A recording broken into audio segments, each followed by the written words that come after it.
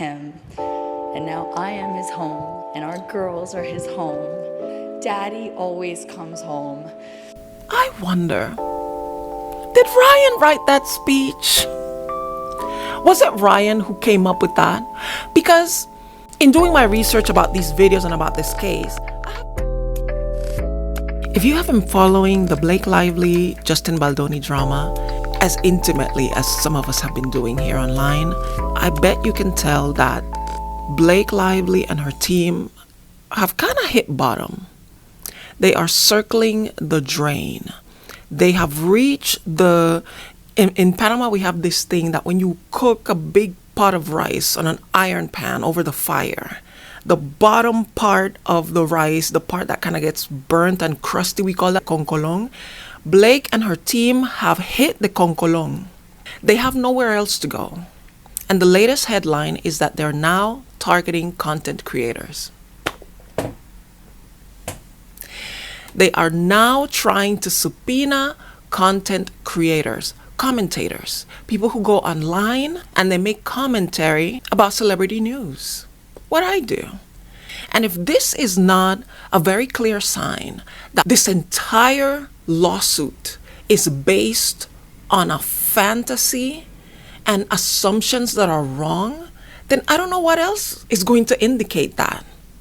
Blake Lively and her team have spent months going through paperwork, communications, emails, texts. They have subpoenaed everybody. They have gotten thousands and thousands of pages of information.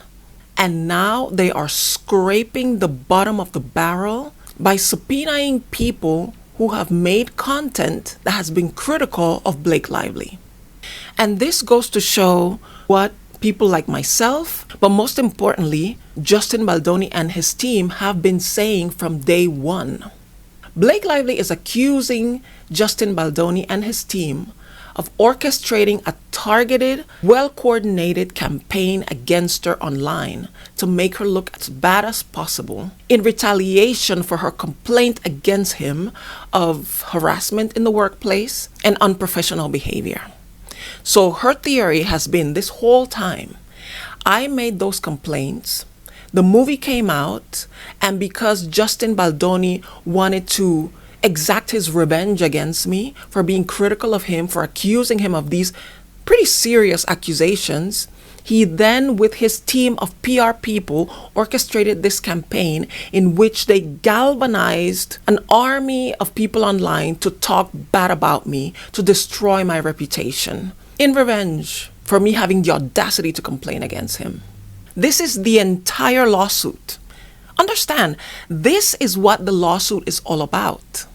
She has made some really serious accusations of Justin and his team.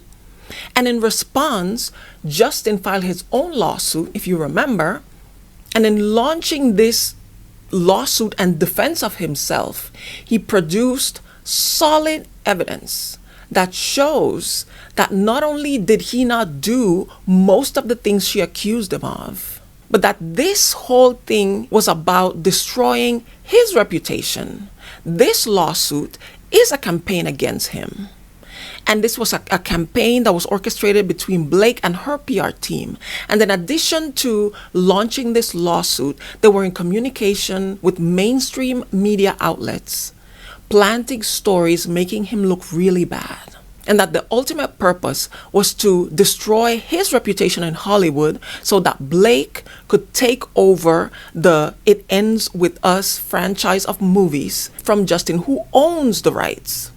And so far, Justin has been the one who has produced actual evidence proving that what he's saying is true. Blake has not shown one piece of evidence that proves that her accusations are true. It hasn't happened. And for all the people saying, oh, she's holding on to all the evidence for court. Number one, I do not believe, I still stand firmly on this. This case will not make it to the courtroom. She's going to find a way to settle it. But most importantly, this is not how you do things when you are in the public eye.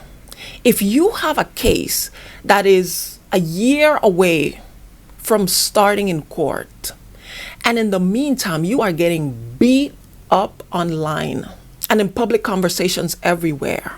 You cannot afford to wait until the trial starts, because if this bad sentiment about you continues, by the time you go to court, the public will already have made its own mind about you. And even if you prove in court that you were right, because people have spent more than a year invested in hating your guts, it's not going to matter. In the Amber Heard versus Johnny Depp case, and by the way, a lot of people are comparing Blake Lively to Amber Heard, perhaps, in the fact that she has become persona non grata in the public. You want to know my take on the whole Amber and Johnny thing? I believe Amber. I believe what she said. Did she exaggerate some things? Did she leave some things out? Absolutely. But I believe that she was being abused by Johnny. I believe that they had a very abusive, volatile, completely unhealthy relationship, that they were both cruel to each other. But this idea that Johnny Depp was this innocent man that did nothing wrong and that this woman made the whole thing up, I am not part of that team. I have never been Team Johnny. And if you really read the entirety of the judgment, what happened in the end, they both lost in court. But you would never know that, because the common story that you're going to hear out there is that Johnny won and Amber lost. You know why? Because the public, over the time that this pre-trial and trial took place, they had decided she's a bad person, Johnny's a victim, end of story. Blake can't afford to let that happen to her. If she had evidence that proves that there was a concerted effort against her, orchestrated by Justin and his PR team, she would have presented the evidence by now. It would have leaked to the press. The only thing they had to show were those text messages that they gave to the New York Times when the whole thing launched. And Justin already proved that those text messages were picked and chosen and taken apart to only publish the worst part. But when you read the whole thing in its context, you see that the conversations that were published reflect the complete opposite of what they were saying in those text conversations and those emails. So even the evidence, the red herring that she produced, it wasn't true. It didn't prove anything. If anything, when Justin showed the whole thing, it proved that Blake lied to the New York Times, and that the New York Times lied as well, that they did not do their due diligence to really find out, is this really what was said? So between the evidence that Justin presented, plus things that started to come out about Blake, things that were already public, but they kind of started to drip out, starting with that interview that she did with Chastity Flaw, that I did a video breaking down how rude she was to this woman whose biggest mistake was congratulating her on her pregnancy. When that interview came out, the rumblings that were happening online, people not understanding how was she promoting this movie like a romantic movie when it was about DV, the tone deafness in her interviews, trying to skip the most serious parts of the movie and wanting to keep it light and fun and about flowers, the tackiness of promoting her liquor company and her hair care company while promoting a movie about DV. How do you mix alcohol with abuse? How do you do that? Those criticisms that started happening organically from the very beginning, when those people who were already unhappy with how she was moving, when they saw that interview that Chastity showed, that's when it hit fever pitch. And then, of course, things started to come out from her past, how she and Ryan Reynolds got married in a plantation, and then how when she had a kind of a lifestyle blog, she wrote an article praising the antebellum South. And everything just started coming out, and it was like an avalanche. This was all organically happening based on things that Blake Lively herself said and did. It even came out at one point that she was bragging that when Gossip Girl started, she didn't like Penn Badgley. So she convinced the rest of the cast to isolate him, to ice him out, because she didn't like him. Of course, we know that eventually she ended up dating him for a long time, and then everything was fine. But she had the power of influence to get the rest of the cast to push him aside, to ignore him and to shun him. And then we saw how she did the same thing to Justin Baldoni. How when they were promoting the movie, Blake and the rest of the cast were promoting it together. They were ignoring Justin. They refused to even say his name. The other cast members unfollowed him on social media. And it was this whole blackout. And then we started putting two and two together. And then when Justin was able to respond and confirm that this was indeed a concerted campaign against him done by Blake, and how she relegated him and his family the night of the premiere of the movie, his movie, she relegated them to the basement. That's when it all made sense to us. Justin is telling the truth. Blake is lying. The picture emerged that Blake Lively is a mean girl. You don't need somebody to pay you to say that. If you have two eyes and two ears and you're seeing the evidence, you're going to come to that conclusion yourself. So the fact that Blake and her team are now going after content creators just goes to show that they have nothing from the mounds and mounds and mountains of paperwork that they got from Justin and his team. They have found nothing. And they have started referring to this campaign against her as an untraceable campaign. Tell me you haven't found anything without telling me that you haven't found anything. How is it untraceable? Because you got nothing. So now in their desperation, they are going after content creators. People who do this for a living, people who have this as a side gig, people who just go online and give their opinions every once in a while. I understand that one of the people that were subpoenaed only had 2 followers. What kind of an influence is a person who only has 2 followers with 2 followers? And why is she continuing to do this? Because Blake Lively is refusing to believe that people could naturally, organically, and without prompt dislike her. That people could listen to her words and look at her actions and decide, I don't think you're a good person. And Blake refuses to see that. That's what I think is happening. Because the amount of money that she has spent on her legal team so far, I think it's over $10 million. And all the goodwill that her name had has been drained. And all her social capital, hers and Ryan, has been eroded over this time. Why is she still doing this?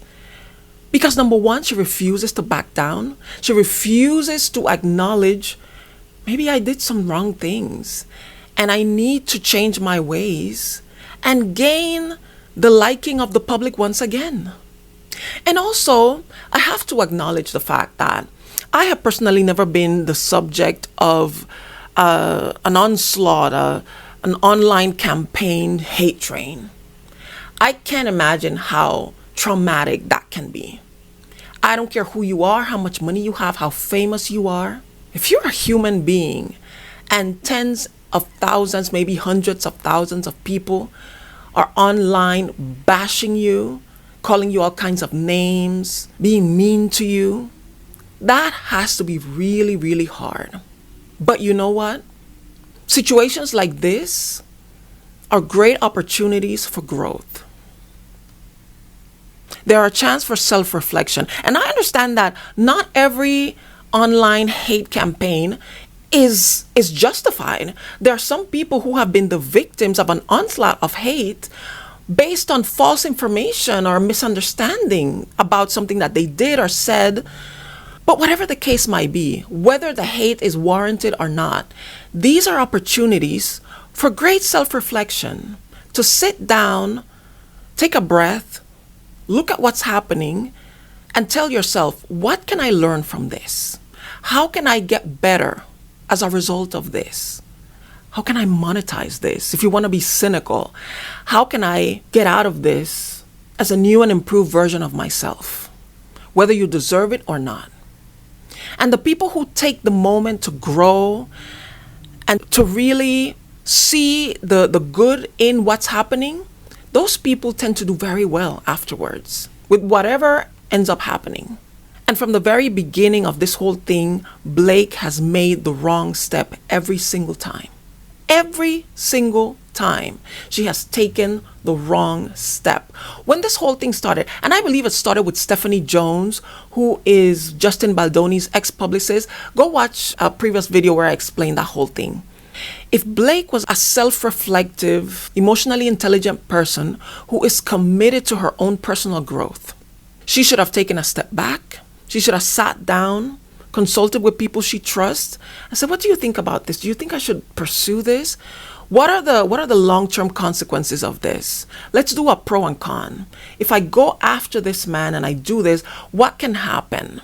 What if I just take a step back? What if I reach out to them first and see what's going on? If she had done this whole thing could have been avoided. And by now, we would have forgotten about being angry at Blake. We would have moved on. She could have gone under, confer with her team, take some steps to better herself, repackage herself as a mother, as a loving mother, somebody who is going through postpartum. I already talked about this. She could have contextualized this and said, you know what, I went through postpartum, my father died, all these things were happening. I decided to go away, get some therapy, take some rest, and I'm ready to take responsibility for my wrong actions, for my entitlement in the past, my silliness that comes from youth. I am now a grown woman, a mother of 4. I am a dedicated wife, and I want to just do good from here on out in the world. Blake could have made this an arc of triumph for herself, but she made every wrong step. And now she's paying for it. And this is not something that she can recover from. And the last thing I want to talk about is, because I was just looking at this, how she's going after these content creators, and these content creators are fighting back. They are not going to take this lying down. And the word is spreading more and more online. And I was thinking, who is advising this woman? Who are the PR team members that are telling her, yeah, girl, this is it. This is the way you do it. Do you know who's doing that? Ryan Reynolds. Ryan Reynolds, her husband, is behind this. And I know this because in the subpoenas that they have been sending these content creators, they are asking them for any kind of communication that they had with Justin Baldoni and his team about Blake Lively and Ryan Reynolds. And I'm thinking, why is Ryan still in it? His case has been dismissed. The case against him has been dismissed. So why is he interested in knowing what people were saying about him back in the day when his case is done? Because Ryan is the engine behind this. I'm not trying to put Blake off the hook. She definitely is the principal individual doing this to herself. But Ryan is the one putting the battery in her back. He's the one pushing her to do this.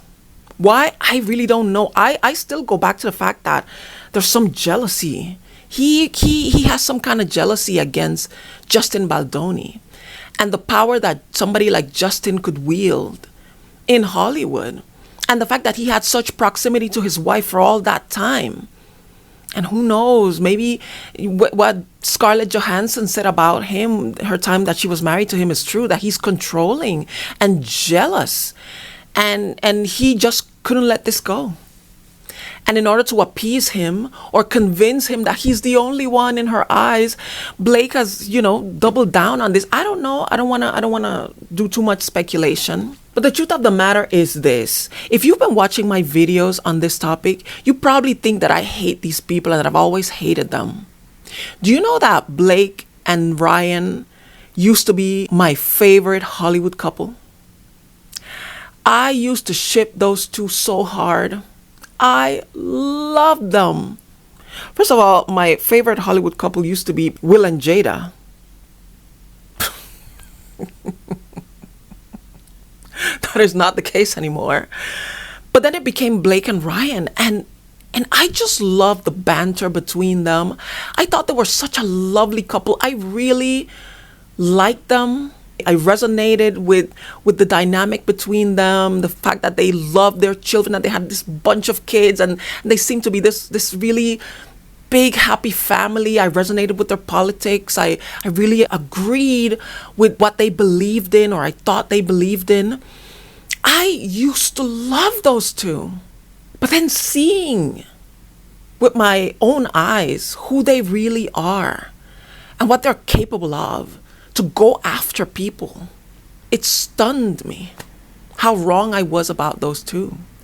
And there's this speech that Blake gave one time when they were honoring him, and she went on stage to kind of talk about what he meant to her and what their family meant. And you've probably seen snippets of that speech. I'm gonna put it here. Him, and now I am his home, and our girls are his home. And just like that 19-year-old boy, he races home. He is hardwired to get home. Daddy always comes home. And that man races back to his real life like nothing I have ever seen. And yes, he creates magic in his work, but man, oh man, does he create magic in his real life. I remember the first time I saw her talking about him like that, how he runs home, how he can't wait to come home, and she is his home, and their kids are his home. Oh my God, that warmed my heart so much. And at one point I was like, that is so sweet. I want to be somebody's home. I want to be that person, that warm, that some man can't wait to run home to. I must have been about to get my period that I was so sentimental. But I just thought it was so lovely. And so, I don't know, there was something very emotionally intelligent about the way she described that. And now, knowing what I know and seeing interviews with Blake and listening to the way she talks, I wonder, did Ryan write that speech? Was it Ryan who came up with that? Because in doing my research about these videos and about this case, I have spent a lot of time listening to Blake and seeing her talk off the cuff. She's not that profound. She has that fake intellectual thing going on that she wants to sound like she's deeper than what she actually is. But she seems to be not that emotionally intelligent, not that deep. Ryan, on the other hand, he seems to be a really deep thinking, introspective individual who understands a lot about human psychology. And I think that he has used that to manipulate the public into thinking that he's this great guy, that he's this funny, self-deprecating, oh shucks kind of guy. But when you peel the layers, you see that there's something really sinister about him. But you have to be really, really smart to be that sinister and yet convince the public that you're the nicest guy in the world. And I wonder now, looking back, if Ryan wrote that speech to himself and he made Blake repeat it and rehearse it in front of him. Hey, when you say, you have to put your hand right here and say, I am his home. You know, as I was editing this video, I decided to look at the footage again, and I noticed something I had never noticed before.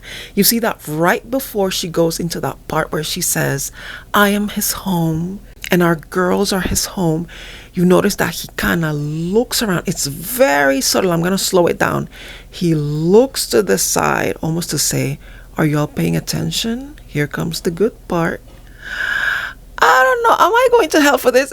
Maybe I'm looking too much into it, but I see it now. I'm seeing it with my cynic's eye. It looks like he knew what was coming because he had coached her. Tell me if I'm wrong. The fantasy has been ruined. And now I have to look for another favorite Hollywood couple. Right now, I have my money on Posh and Bex, David and Victoria Beckham. I really like them. Please don't disappoint me. But it's really sad, the transformation, how far I have come in my feelings and my thinking about these two people that I once really, really cared about and was rooting for. And now I'm just rooting for justice. Justice for Justin.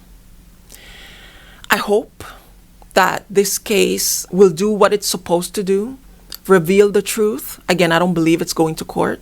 But tell me, what do you think? Do you agree with what I had to say? Please leave a comment. Let me know.